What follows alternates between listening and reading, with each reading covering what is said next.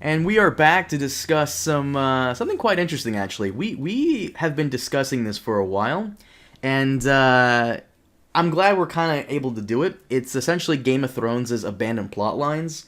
So a couple days ago, I get on YouTube, and someone recommends to me this YouTuber Supercuts Delight, who is a guy that basically comes in and he takes a bunch of clips from certain shows and whatnots and compiles them together.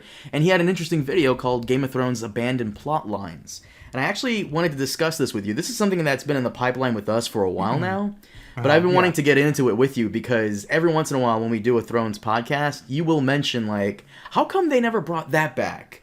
Yeah. And so on and so forth. So would you like to go over Supercut Delight's video about this? All right, let's do it. It's funny because Carmine said, hey, I want to do this thing on abandoned plot lines on YouTube. I saw this video. So I Googled it, and I watched this video on abandoned plot lines, and then I come back, and I was like, yeah, I watched the video on 30 abandoned plot lines. And he's like, no, dude, it was a video on 42. And I was like, fuck, we watched different videos. Okay. So, all right, let's do it. What's the first abandoned plot line? And before we do, once again, also shout out to Supercuts Delight. I will leave a link in the description below to his video. It's actually pretty cool. It makes a lot of good points, but some points I don't agree with, which we will go into. Also, before we begin, SoundCloud, iTunes, all that good stuff, you guys know the drill. If you're still a patron on Patreon, then be on the lookout because I will be uploading an exclusive. It's almost an hour long and kind of a lost episode at this point. Normally, before we start recording, we'll banter back and forth and, just to warm up and get in the groove of things. And this time we went on for about an hour, almost an hour, on the topic of, television shows of 2019. So if you're interested in that, keep a lookout for that. It'll be like a Patreon exclusive because we do want to show some love to those of you who are still supporting us. And also, I hope to start live streaming more often on this channel. So I'll be opening up memberships on my channel if you guys are into that. And, also, we have a Discord, too. Just want to get this all out of the way. I know Preston would never open up his own, so I made sure that all you Sweet Robin fans have your own little fan page on my Discord, so I'll leave a link in the description below if you're interested in that. I'm fairly active on there, so feel free to say hi. I love talking with you guys about everything, Thrones, Westworld, whatever. But, yeah, let's get to it. Yeah. His first, these are abandoned plot lines, by the way, to reiterate that. His first abandoned plot line here is Lightbringer. And what he says is that no other character mentions it again after Stannis pulls it out, and it's kind of a part of the Azor Ahai prophecy, which also doesn't pan out. The reason the whole Lightbringer thing doesn't really, matter much in the show is because it's symbolism. It's to make everybody think that Stannis is the Lord of Light because, Lightbringer and all that. Yeah, I mean, what's funny is had they not brought Melisandre back with Arya to have these fulfilled prophecy things at the end, I would say that Lightbringer is not an abandoned plot line. That the entire point of Melisandre was figuring out that prophecy was bullshit and that none of this predicted the future at all. And yet then they undo that by having her come back for Arya.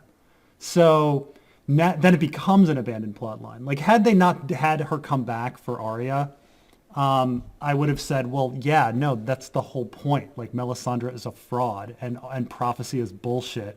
The future is not set. We have free will. That's a big theme of the show.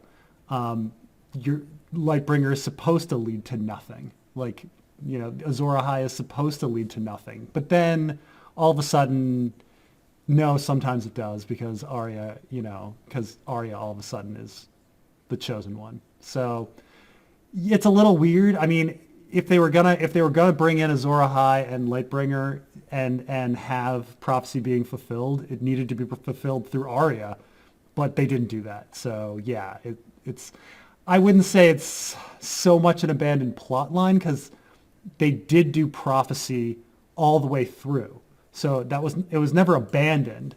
Was there a big plot hole in the end? Yes, I think there's a plot hole.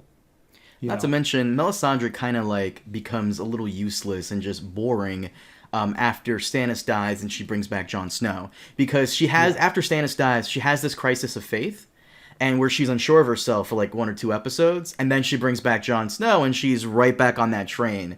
And that was kind of unfortunate. I know what you mean. When I was younger, I used to really like fantasy stories that had prophecy in them. And I mean, I really loved Angel, which the whole premise, at least of the first 1.5 seasons, was that, this one guy would get these visions and then they would have to save people in the visions. Later on, like now that I'm older, I kind of realized that it's just a plot device. Like, oh, I need to have my characters do something without any motivation or logic. Oh, I'll have a prophecy, like, do that. I need to have Melisandre, like, introduce Daenerys and Jon Snow. Why does she want to do that? Prophecy. It's a cop out. I realized like later on, even though when I was younger, I used to love stories that involved prophecies. I thought that was really cool. And what's funny is Song of Ice and Fire is filled with that shit. They're filled with visions, prophecy, fortune telling. I believe, and granted that different people read it and they interpret it differently. Some people read Ice and Fire and they're like, all these prophecies are going to come true.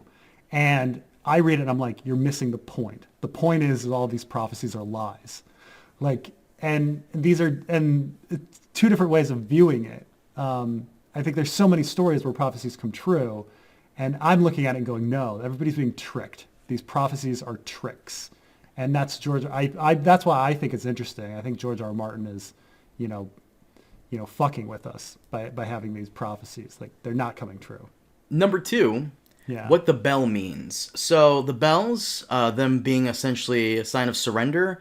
I complained about this when episode 5 not an down. abandoned plot, not an abandoned plot line, just a contradiction. Exactly, because you have like in season 2, episode 9, Davos literally says, "I've never known bells to mean surrender." And when King's Landing rang those bells in season 2, episode 9, the Battle of the Blackwater, it was, I guess, a sign to alert the city that Stannis has arrived. Right, you're right. When I think abandoned plot lines, I think of Quaithe or like Illyrio's reason for being in the story and what he wants to do with Dany. Like, those are abandoned plot lines. I'm glad you mentioned Quaithe, because Quaithe is number 3. Quaithe is number 3. There's an abandoned plot line. She gives Jorah all the answers, knows everything, and is never seen again. She basically serves as a plot device to point Jorah in the right direction. I agree with him on this one. I think every YouTuber that does Thrones content has had a video on Quaithe at one point. And I chalk it up to just essentially, this is a weird place. Not Marine. Karth is a weird place with weird characters. Essos is like this weird, and it's kind of like how the Vikings felt about like the Middle East. It's like this weird place with weird cultures. It's like a magical land, whatever. And Quaithe is just one of those background characters who just happens to know a lot of things and is just mysterious. We notice it more as book fans because she's so integral in the book. Quaithe shows up in the second book and has more scenes than she does in the show, despite the fact that Daenerys's role in A Clash of Kings is her smallest role in all of the books. I mean, not counting A Feast for Crows, but she only has 5 chapters. But Quaithe in that book, but Quaithe is a big role, and then we're reminded of her, even though the Quaithe doesn't appear in A Storm of Swords. We're reminded of her several times, and then she appears in A Dance with Dragons, and then it's probably retroactive continuity, but there's implication in A Dance with Dragons that all of the visions that Dany receives in the first book were given to her by Quaithe. Because in the books, Dany has all sorts of these dragon dreams and various visions, and in one of them she has stars talking to her, and then later on, it's in one of Dany's visions she's beginning talked to by Quaithe, and her her mask is stars. So the way I see Quaithe in the show is essentially how. In Sons of Anarchy, this is the best way I can describe it, because there's other instances of this in other shows, but the most famous one that people might know from watching our channels, in Sons of Anarchy, Jax always encounters the homeless woman at random times, and she's kind of an enigma. Like a random character that appears with who's super mysterious. I would assume Quaithe is that character. I would have liked Quaithe to appear more often in the show to give that aura of mystery, because that's something the show is definitely lacking in regards to the books. But Yeah. no, Quaithe is definitely an abandoned plotline. Lightbringer, the bells, not necessarily. That is would you call that a mistake? That's just yeah, a mistake, a contradiction. That they brought out of nowhere and it happened to contradict like stuff that had come before. You know. Number 4 is Cersei's prophecy with Maggy the Frog. Cersei ends up having his point on this is that Yeah. Cersei ends up having 4 kids, and the prophecy, I guess, is incomplete. I would say it's incomplete in the sense where only 2/3 of it is ever even said aloud in the show, because in the books we also get the whole Valonqar thing. Yeah, no, it's definitely, I would say it's an abandoned plot line as she's obsessed with it and she talks about it and then she never talks about it again. I don't think she talks about it much in the show. I don't think she ever mentions it. It's only a brief flashback in the She beginning. mentions it once to Jamie in the show. She and does? Yeah, she does. She says, "Oh, the witch told me," and then Jamie says, "Fuck prophecy, like it doesn't mean anything," you know. I don't remember this. Wow, okay. Yeah, no, there's one scene where she mentions it to Jamie.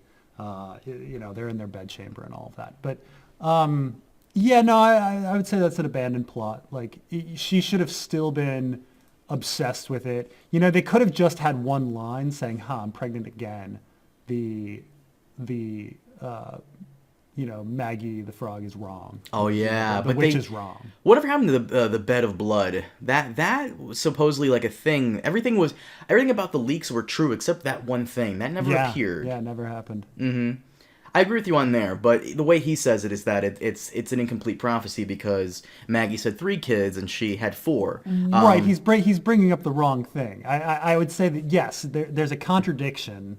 There's a mistake in the sense that in the show, Cersei has 4 kids because she has one with Robert that dies in infancy, or at least she tells Catelyn that. It could be a lie.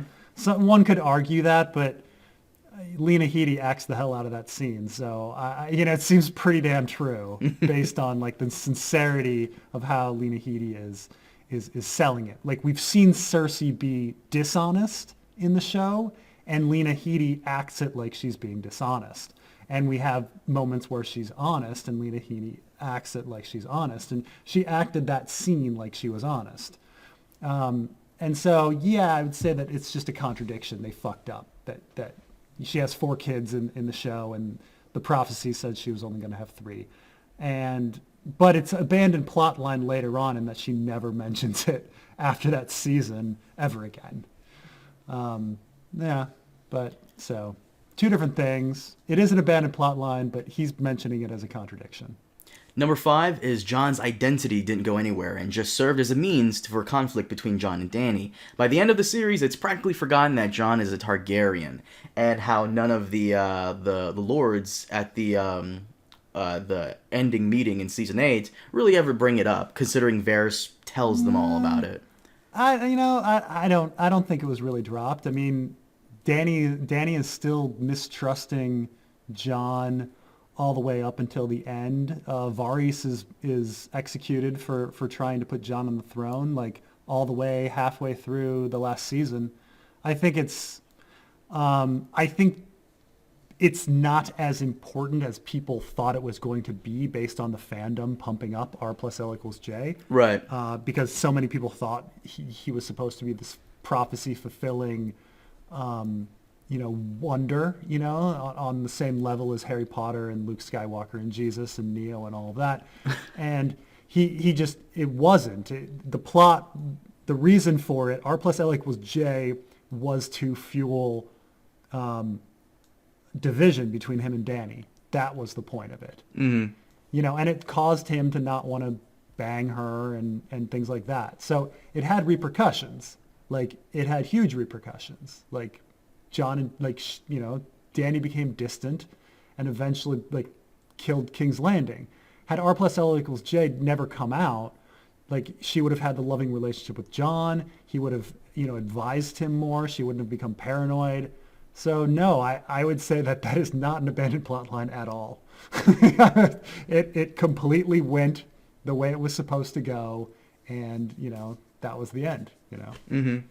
Number 6, the White Walker symbols went nowhere and are almost pointless. Bran is essentially omniscient, yet none of the characters ask him what the symbols mean, especially when they take the time to create them. Remember, I think this is something you complained about, or I don't... No, I'd agree. This is an abandoned plot. Yeah. How in episode... Was it...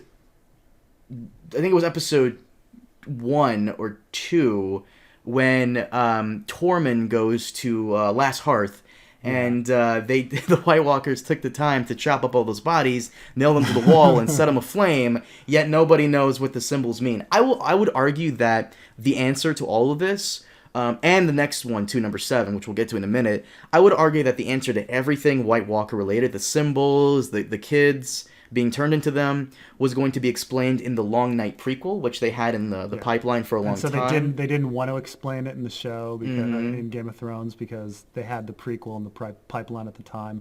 That'd be my guess. They want it to be one of those things where you're like, oh, when you're watching the prequel, the Long Night prequel, and you'll say, oh, that's what that means. Okay, and then you know. Yeah.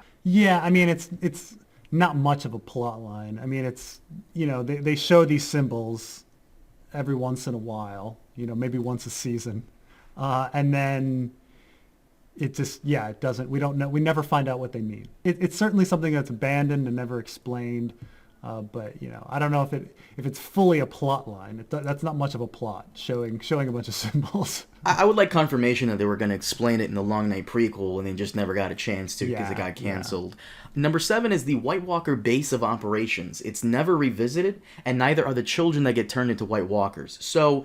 In season 4, I think it was episode 4 or 5, when the Night King takes the child, Craster's kid, and turns him into a White Walker, there's the place he's actually walking to with the pillars made of ice is actually like this really intricate looking ice not palace, but like little base, little hideout they have. Sure. And it's never really revisited. Neither are the baby getting turned into White Walkers. Once again, I think it's mostly they were going to explain all this in the Long Nights, but we never got to it. Yeah, I mean, I don't necessarily think it needs to be revisited. I wouldn't say that's an abandoned plot.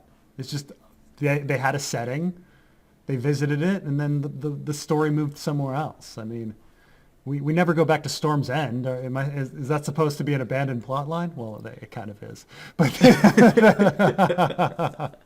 we never go back to, I don't know. I don't think it's so much of an abandoned plot. Yeah, we never find out what that, more about where they lived. Like, what does the Night King's bed look like? I don't know. It's not that big a deal. I wouldn't say that's an abandoned plot line. I would argue this one kind of is. Number 8, Mira Reed just kind of disappears. Yeah. I mean, they gave her a goodbye, but they never really explain what happens to her and where she goes. Why Jojen got those visions and what he was really explaining to Bran. One of the things that was really weird about the whole Jojen plotline is they do show Jojen spending all of this time with Bran talking, but they're always a little off screen where you can't really hear what they're saying, or you hear like the end of their conversation, like you'd be like, and that's the history, and that brings us to here, and you didn't hear everything before, and you're like, oh, I would have really liked to hear that conversation rather than Mira and Osha having an argument, which was the B plot of that area. So I mean, they never really explained the Reeds. Which is kind of annoying because this is something I noticed in season 8, in season 7, in season 6, the Glovers won't join Jon in his battle against the Boltons. And then at the very end of season 6, the Lord Glover says, House Glover will stand with House Stark. And then in season 7, there's a complete sentence about Sansa, and even in 8, it gets brought up again, that the Glovers won't join them in the fight against the White Walkers. The Reeds really should have, joined in. They really should have sent some guys. Every house should have sent a couple of them. And it's the problem is it's also kind of this dropped thing in the book. everyone talks about, oh, Howland Reed was Ned Stark's like best friend and most loyal companion, and it's like great because Howland Reed has done fuck all for House Stark in A Song of Ice and Fire. Jesus Christ, like Robb raised an army to march south. Everybody sent people. House Reed didn't send anyone. Well, to be fair, House Reed kind of guards the neck. They kind of make it so like armies can't pass through. What a great job they did there. I mean, Victarion took it. I mean, well, the Ironborn came out of nowhere from the coastline, so sure. And then Robb had to like turn around and go north, and then he ends up getting killed at the Red Wedding, and then Theon takes control of Winterfell, and the North rises to take it from him, and the Reeds don't help then, and then Stannis wants to liberate the North from Roose, and they're not helping then. They're a bunch of dicks. Damn, Howland Reed's dropping the ball. That's why these theories come out of nowhere that Howland is actually secretly the High Sparrow. Right, or Howland's doing all this work behind the scenes because it's so hard for them to believe that he's just doing fuck all holding his dick. And I will say, though, I don't remember...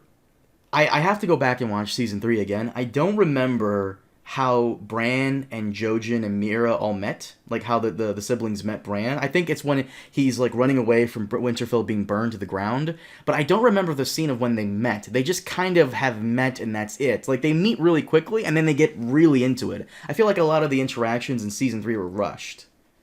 Yeah, they just kind of meet in the woods. Obviously, in the book, they meet at the Harvest Festival. Yeah, it was way before that, and like they have like this whole thing too, right? Yeah, they spend. There's a whole introduction. Right, so it happens in A Clash of Kings, or the second book, while the Reeds don't appear until the third season. So all of that time at Winterfell, and of Bran governing Winterfell and Theon eventually taking Winterfell. Like in the book, the Reeds are there, but in the show they're not. And then as he's walking north, he stumbles into them, and I think there's like a standoff in the woods or something, where, where it's hostile at first, and then they explain each other or whatever, and Number 9 is The Prince That Was Promised. It doesn't get brought up again after like season 7. So after Melisandre gives Dany the prophecy in season 7, it doesn't really get brought up again. It kind of goes away along with the Lord of Light and everything else when Melisandre dies in episode 3 of season 8. Yeah. And yeah, I mean, to be fair, neither Jon nor Dany really takes the prophecies seriously. So they, it's completely fine that they go on. Prophecy is all about Melisandre, and so they do end like Melisandre's plotline with prophecy. So it's not completely, dropped. It's just that she changes everything to Arya, but Arya doesn't really fit any of all of these other things. So I wouldn't say it's completely dropped. I just think they brought up too many prophecies, and they weren't fulfilled. It would have been fine had they not done Arya, because then Melisandre would have been a broken person who realized all of these prophecies were crap and she was a fraud. And, they tried to resolve it by having Arya, have her not be a fraud and having Arya fulfill everything, but she didn't really fulfill everything. So I wouldn't say it's completely abandoned. I just think they did it badly, and they didn't wrap up all of the loose threads of it. But I certainly don't think that prophecy, The Prince That Was Promised, or any of that was abandoned. Like they clearly they clearly end it with Arya. Like that's how it's done.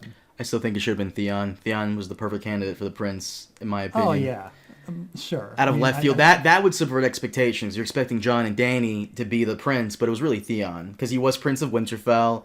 Born amidst salt and smoke. The ocean. It's. I mean, so many things would have worked better than Arya. It was all the you just hate Arya. That's not your favorite character. I hate show Arya. Yeah. Mm-hmm. I like Maisie Williams. I like book Arya. I'm actually only neutral on book Arya, but yeah, but yeah, I'm not show Arya. I'm just not a big fan, especially like once she becomes a badass. Mm-hmm. Once she leaves Bravos. I especially hate her, but yeah. Number 10 is the Golden Company being a threat. Now, I would argue that this would be an abandoned plotline if they hyped them up way more than they did.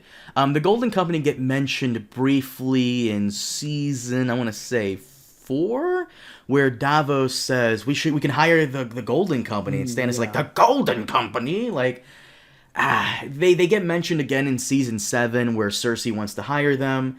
And they look like a credible threat, with the war elephants and the 2,000 horses. Yeah, I mean, it's not an abandoned plotline at all. It's just an anticlimactic result. Which, I mean, to be fair, they wanted it to be an anticlimactic result. Like, they built up this army, it arrives, and then it's immediately destroyed by Dany in order to show, like, how powerful her dragon is. Like, it was intentionally anticlimactic. Now, did it work? In my opinion, no. But that was clearly their intention. Like, they did everything they wanted to do. I just don't think it landed. Mm-hmm. But it's certainly not an abandoned plot line, no. I will say I still love it when you were complaining about, like, why did Grey Worm had to kill Henry Strickland? Like, did they have some kind of rivalry that we weren't aware of? No, and in fact the Golden Company plotline, it's more than just that. It's the Crown's debt, which goes back to season 1. Like, eventually transitions into, getting the Golden Company and the Iron Bank. It's a continual thing, and it keeps going, and it leads to the Golden Company, and then it just all ends anticlimactically. So it's not abandoned at all. In fact, I am really surprised that they kept going with it.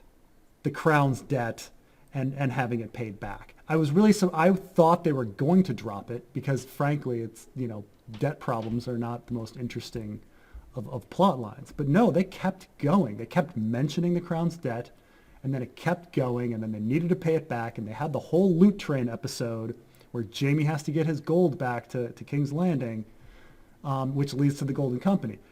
It was a long fulfilled plot line.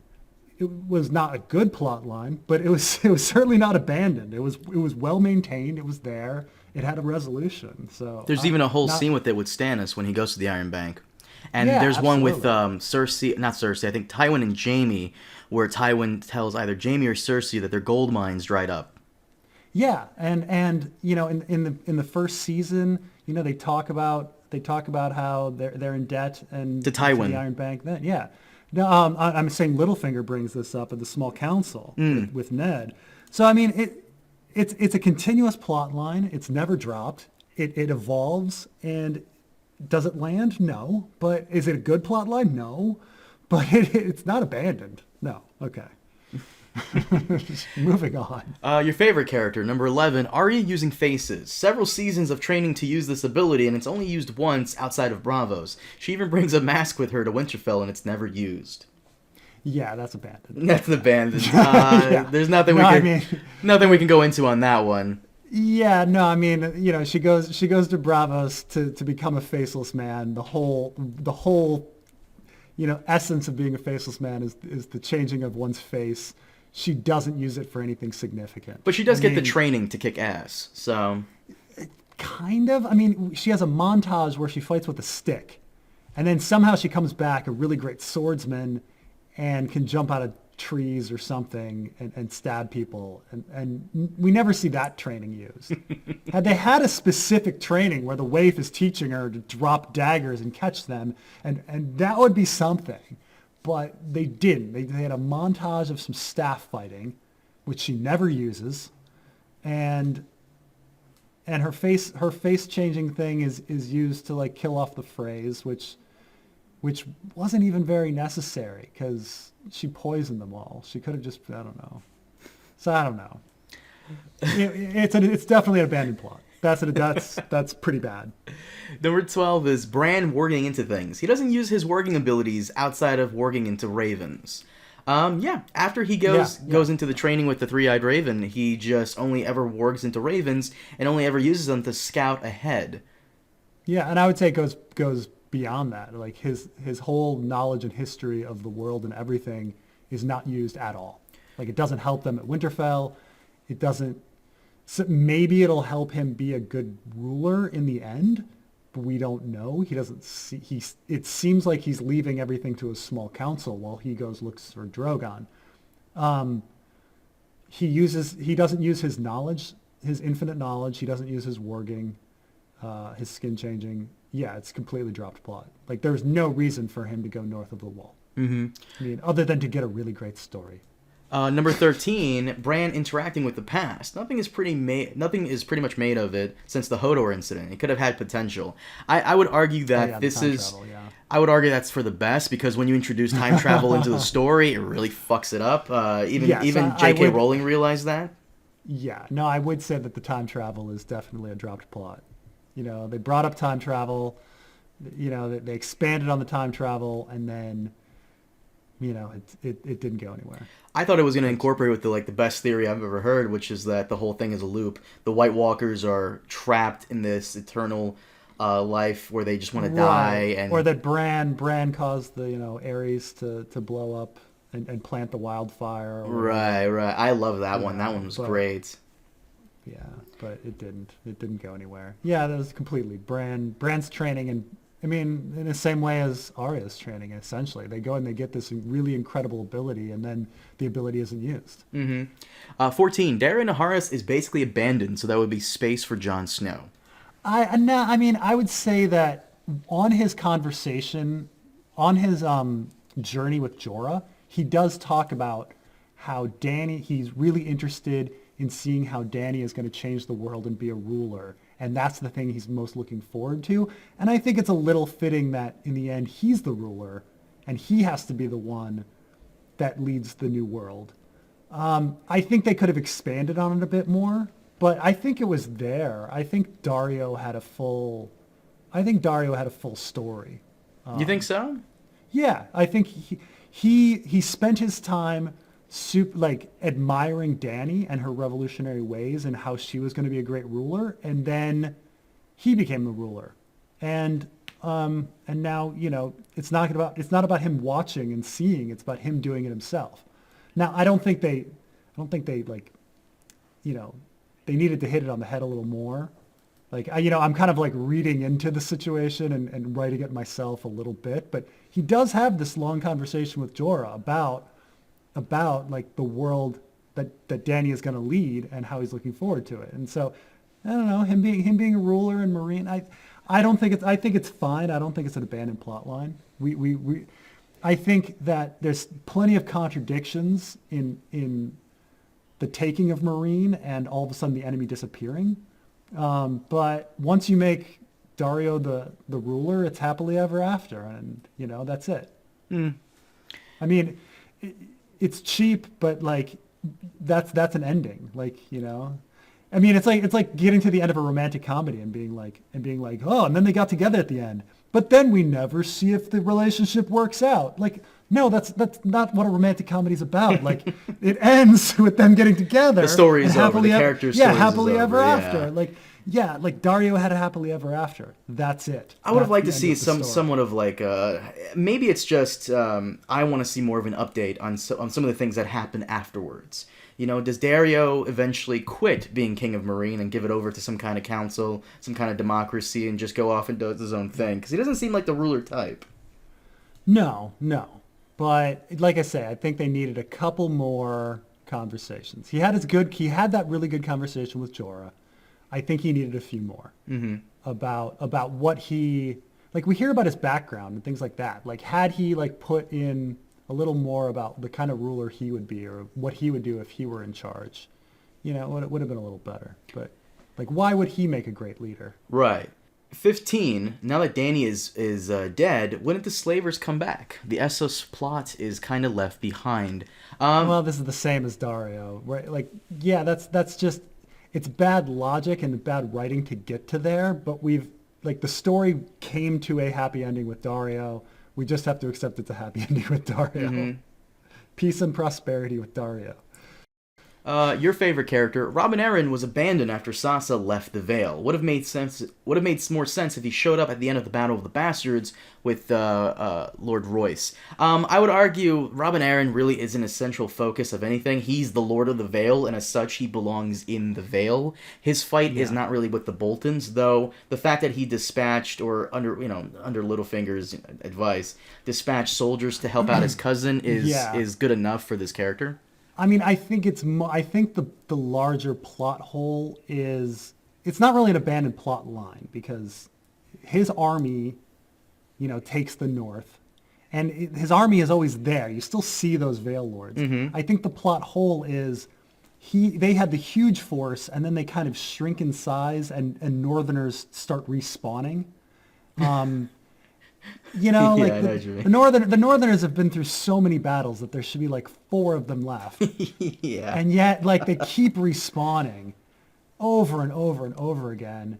And then, while Robin Aaron's army, which should be enormous, like, kind of shrinks and The Vale disappears forces did not even enter the War of Five Kings. No, they stayed in the Vale to protect their lord, like Lysa wanted. Yeah, so I mean, I think there's plot holes, and but I don't think it's an abandoned plot line. Like If anything, if any storyline to Robin Aaron was there, it was that he was kind of an ineffective ruler, kind of a weak ruler. Like the guy can't even use a bow and arrow. He can't even form a sentence without like crying for his mommy. And right, and then all of a sudden he's fine. All of a sudden he comes back and he's tall and handsome. So. Right.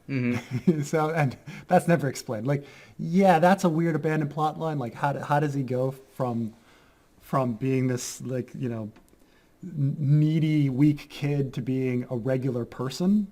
Yeah, I don't know. So, yeah, but at the same time, in the show, Robin Aaron's not that big of a deal. So to say like, oh, we never get an explanation, like, Robin Aaron in the show is really minor character. He's really minor. So. I'm gonna skip over number 17 because I'm assuming this is a joke. It was a joke actually. 17 was the Unsullied being eunuchs. In one scene where we see an Unsullied extra had a big bulge. So this is a comedic point on Supercuts. I guess it's more of a plot. That's more of a contradiction or a mistake. But maybe he has a big scar. We have no idea. And it bulges out? Okay. 18. Davos remembering that Tyrion killed his son. It was brought up one time in Season 7 and then immediately forgotten. In fact, the quote is, "Last time I was here, you killed my son with wildfire." And then he immediately tells Tyrion about a secret path the guards don't patrol. Go back and watch the scenes for those of you who forgot. It's episode 4, Season 7, when Tyrion wants to have a secret discussion with Jaime. He literally says, "Last time I was here, you killed my son. By the way, there's an entrance over there, the guards don't patrol it." That's literally the line. And you always complain about this, that Davos never brings it up. I do. It's just out of character. I wouldn't say an abandoned. Well, I would say on a larger sense, Davos's wrestling with his family and the religion of R'hllor and what his place in the world is more of the dropped plot line. Like, I would say that Davos in general is the dropped plot line. Now whether or not like Davos forgot about his son or whatever and is friends with Tyrion, yeah, that's just a contradiction. I wouldn't say it's an abandoned plot line. I think it's bad character writing. But the thing that's abandoned is Davos's entire character arc. Yeah, like, that is true. How does this man go from being dedicated and devoted to Stannis and hating Melisandre for the murder of his son, and then hating Melisandre for everything she is and for murdering Shireen? Where does that plot go? Like, why does Jon Snow fill that hole for him? And we never really get the good reason for why Jon Snow would fill that hole. He has one nice conversation with Tormund about faith in kings, and then immediately undoes it. He's like, maybe we shouldn't have faith in kings. Oh, Jon Snow isn't a king. Well, he is a king. It doesn't. Yeah, it's that's what's dropped is Davos's arc. Not really. I mean, I hate the fact that he never really confronts Tyrion about that and is fine with Tyrion and is friends with Tyrion. I hate that. It's a contradiction, but it's not really an abandoned plot line.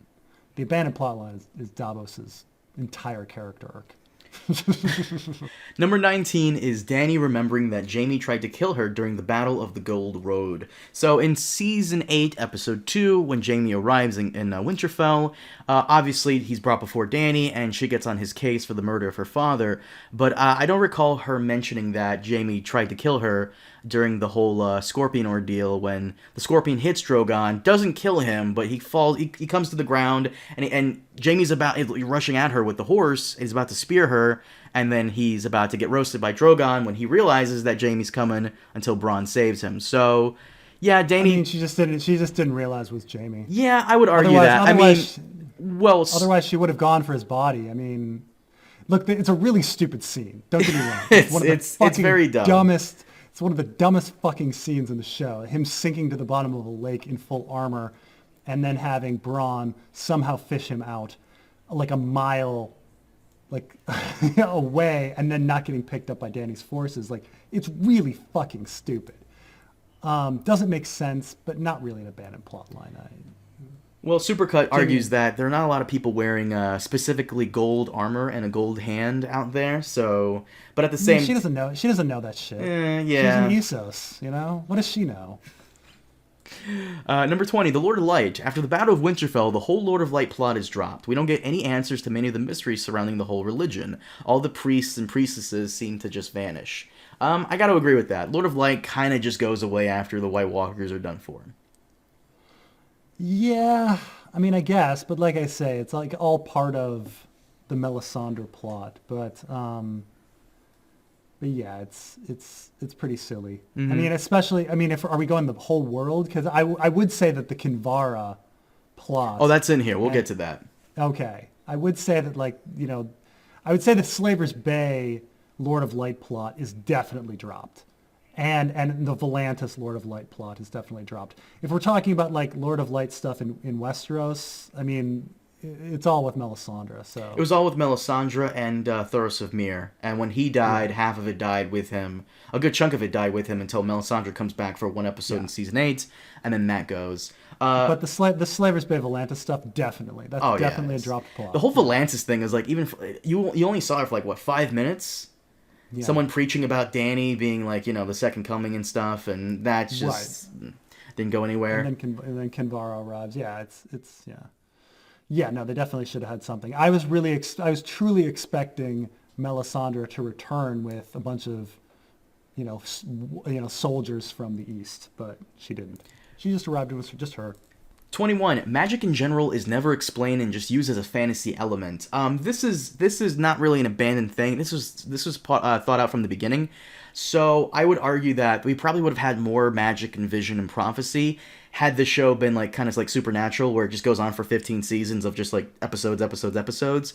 But Dave and Dan never really wanted magic to being a big part of the show, because they wanted to attract a wide audience of athletes and moms and stuff like that, not just the nerdy fantasy D&D players who might watch the show. They wanted more of a crowd than nerds. And it's one of those things that I compliment Dan and Dave on. I think this is one of the things they did really well, is that they kept magic to a absolute minimum. You hate magic in the whole thing so much that you're trying to recategorize it from magic to actual sci-fi stuff, sci-fi elements. Yeah. It's true, but I mean, even in the book, I would say that nearly everything can be explained with sci-fi elements, but the show goes even further and removes so much of the magic that's even in the book. A lot of people have to explain the stuff in the book, how did Melisandre cause, Orell's eagle to explode when Stannis takes the wall? And it's well, how do we explain that? There's a lot of weird explanations. Maybe he was trying to cross the wall. Do we know if Melisandre really caused an eagle to explode? Why has she never used that power again? So they removed all that. So all those they removed things. It, but at the same time they concentrated it on specific characters. Because I feel like a lot of characters in A Song of Ice and Fire have these magical abilities, but then when you come to the show, only certain characters like Thoros, Kinvara, and Maggy the Frog to some extent, and even Melisandre have it. For example, Melisandre and Kinvara, they are able to look at people and just figure things out about them. I mean, Melisandre never met Ygritte, but she was able to utter Ygritte's favorite catchphrase, "You know nothing, Jon Snow." And what about Varys's torturer who cut his stuff off and fed it to the flames and heard and Kinvara knows all about it. She knows all about it. So they relegated magic and they made it subtle. Melisandre's not throwing fireballs like it's Lord of the Rings. She's just, doing certain things. She didn't make Orell's eagle explode in the show, but she's able to look at Jon and, know things about him. So it's a very subtle magical presence, but it's still there. I like it. So I wouldn't say it's abandoned. I would say it's just that's what the idea was from the beginning. Yeah.